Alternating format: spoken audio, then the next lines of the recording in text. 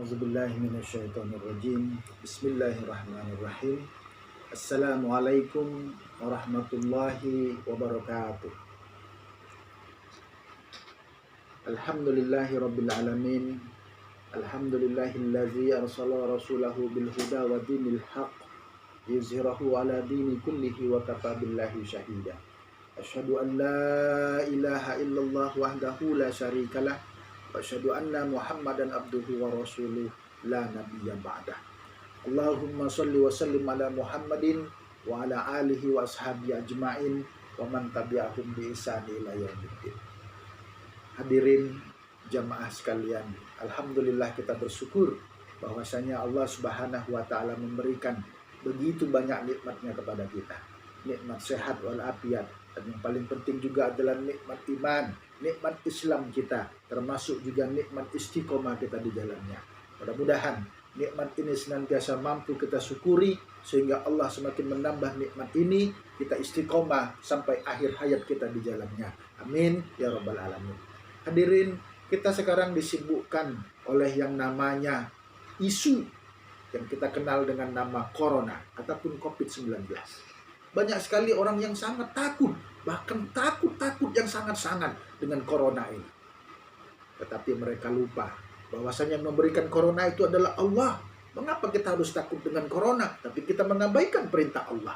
Mengapa kita takutnya berlebihan dengan corona, padahal yang memberikan corona itu adalah Allah? Maka seharusnya yang harus kita takutkan, apakah kita sudah melaksanakan perintah-perintah Allah? Apakah kita sudah menjauhi apa yang dilarang oleh Allah? Takutkah kita kepada Allah?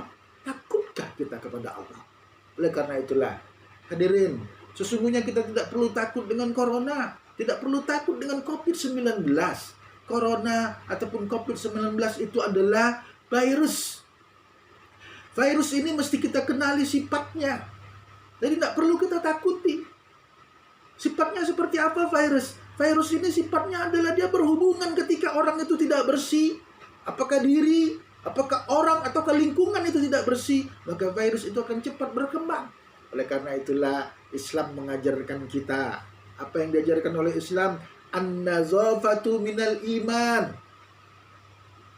Kebersihan itu sebagian daripada iman. Dalam redaksi yang lain dikatakan at-tahuru minal iman.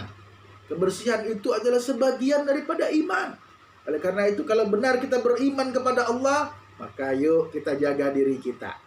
Jaga diri kita, fisik kita agar senantiasa bersih. Jaga termasuk rohani kita agar senantiasa bersih. Hati kita agar senantiasa bersih. Termasuk penglihatan kita, pendengaran kita, agar bagaimana senantiasa bersih. Termasuk lingkungan kita, rumah kita. Harus kita jaga agar tetap bersih. Karena kebersihan itu sebagian daripada iman. Nah, kalau semua orang yang beriman sudah menjaga dirinya dengan kebersihan, apakah kebersihan dirinya ataukah kebersihan lingkungannya, maka insya Allah virus itu tidak akan berkembang, virus itu tidak akan hidup. Oleh karena itulah kita mesti menjaga keimanan kita, kita mesti menjaga sholat kita. Dengan menjaga sholat kita, maka kita juga menjaga wudhu kita. Rasulullah SAW mengajarkan bagaimana cara wudhu yang benar. Mengapa kita harus mencuci tangan kita sampai ke sela-sela tangan harus kita cuci? Mengapa kita diajarkan untuk berwudhu? Kita berkumur-kumur sampai 3 kali kita harus berkumur-kumur. Kemudian mengapa Rasulullah mengajarkan kita agar ketika kita berwudhu, kita harus menghisap air itu ke dalam hidung kita. Kemudian kita hembuskan, kita keluarkan dengan tangan kiri kita. Kita hisap lagi, kita keluarkan dengan tangan kiri kita. Kita hisap lagi dengan hidung kita, kita keluarkan dengan tangan kiri kita. Bagi orang yang tidak biasa mungkin akan mengalami sakit katanya di otaknya. Tetapi itulah bagaimana sesungguhnya ajaran Islam. Kalau kita menjaga wudhu kita, berlakukan wudhu kita dengan benar, maka dengan kita menghirup air itu melalui hidung kita, maka semua virus yang masuk, semua bakteri yang masuk melalui hidung kita, yang berada di tenggorokan kita, maka dia akan dikeluarkan. Maka bisa jadi dikeluarkannya dalam bentuk bersin atau dalam bentuk cairan yang kita keluarkan, hembuskan lagi itu. Oleh karena itulah saudaraku rahimakumullah, terapi wudhu bukan hanya soal wudhunya dengan benar. Jadi ada dua ketika kita bicara terapi wudhu.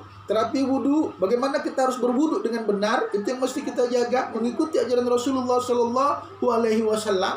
Kemudian juga terapi wudhu itu adalah menjaga agar kita senantiasa bersih, agar kita senantiasa bersih, agar kita senantiasa terjaga wudhunya. Jangan sampai batal wudhunya. Kalau batal wudhunya, berwudhulah lagi, walaupun kepentingannya bukan untuk sholat. Apalagi kalau sudah masuk waktu sholat. Oleh karena itulah terapi wudhu yang sesungguhnya.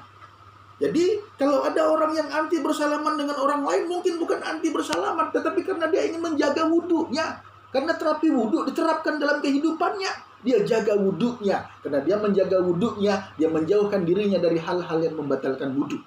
Oleh karena itulah, ini mulianya ajaran Islam.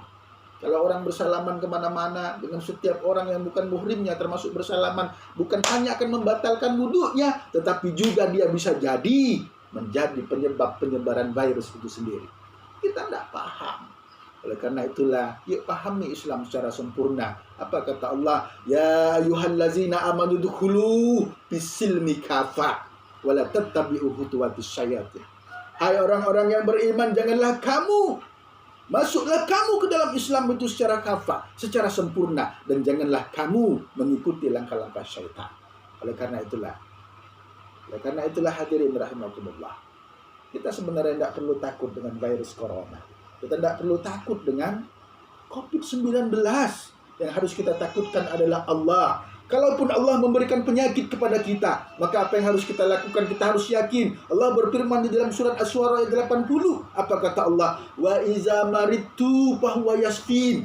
Dan ketika aku sakit, maka Allah lah yang menyembuhkannya.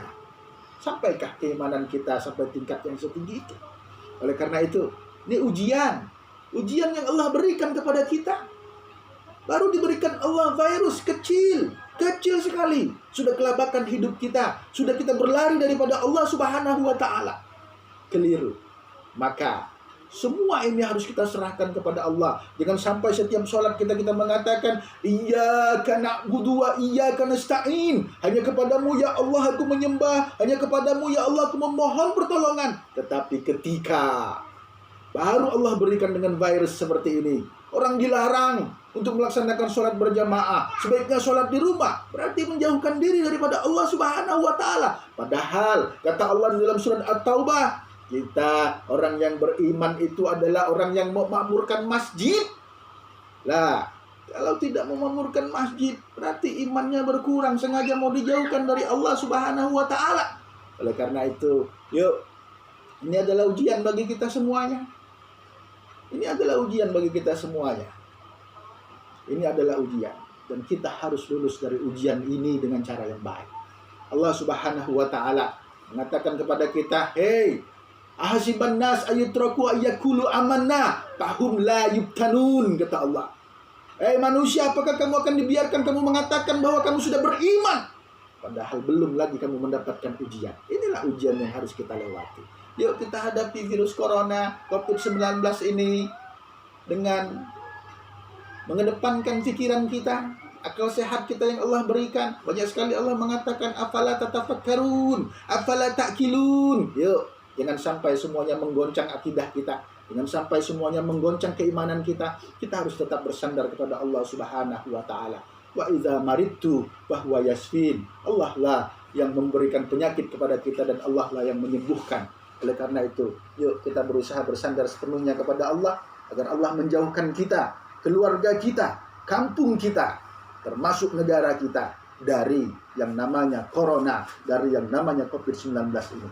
Allahumma inna na'udzubika minal barosi wal junun wal juzami wa min syai'il asqam. Allahumma habisna ya Allah, wahbas ahlina, wahbas buyutina, wahbas azwajina, wahbas zurriyatina, wahbas qaryatina, wahbas biladina wa biladil muslimin min kulli syarri wa min kulli da'i wa min kulli azabid dunya wal akhirah.